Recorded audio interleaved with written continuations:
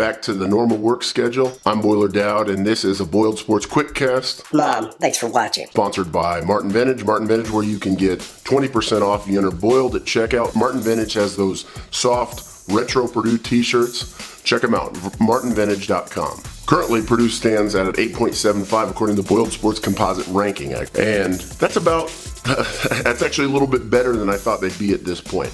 Purdue's playing well, but they're really not playing anybody, and this is kind of the problem they have with this schedule now. The next two games versus Rutgers and Nebraska don't offer Purdue much upside, right? It's all upside for the other team. Purdue doesn't have much to gain and has a ton to lose with these two home games versus a couple of, let's call them okay in Big Ten teams. A little bit ago, about a month ago, Rutgers looked pretty good, but not recently, and that hurts Purdue pretty bad. And Nebraska really hasn't been right since a couple years ago when they didn't live up to their billing. They are what they are. They're bottom third of the conference teams in a conference that's not super strong this year. After that, Purdue will go to Michigan, and then they'll go to Minnesota. That's when it starts getting interesting, and that's when those games will really start mattering to Purdue. Those will help their strength of schedule as their road teams, and if they can handle their business there, Purdue will look pretty good.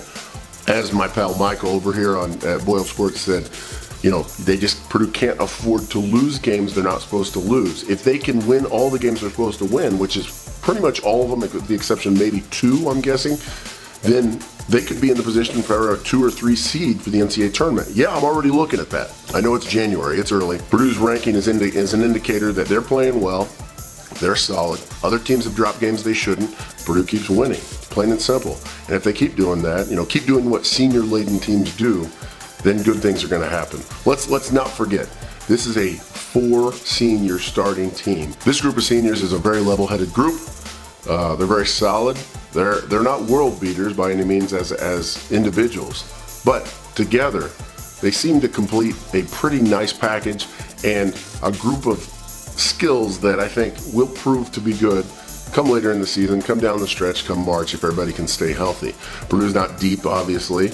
Purdue really needs No-Gel Eastern to come along a little bit during the Big Ten schedule for Purdue to be a team that could be regarded as a squad that can make a little bit of a run. Ryan Klein has to keep doing what he's been doing, hustling, knocking down open shots, making the extra pass when that shot doesn't present itself. Good things will happen if he keeps doing that. And then Matt Harms, just what he did versus Lipscomb, having 5 blocks, putting the ball in the hole, really playing with the emotion that we expect.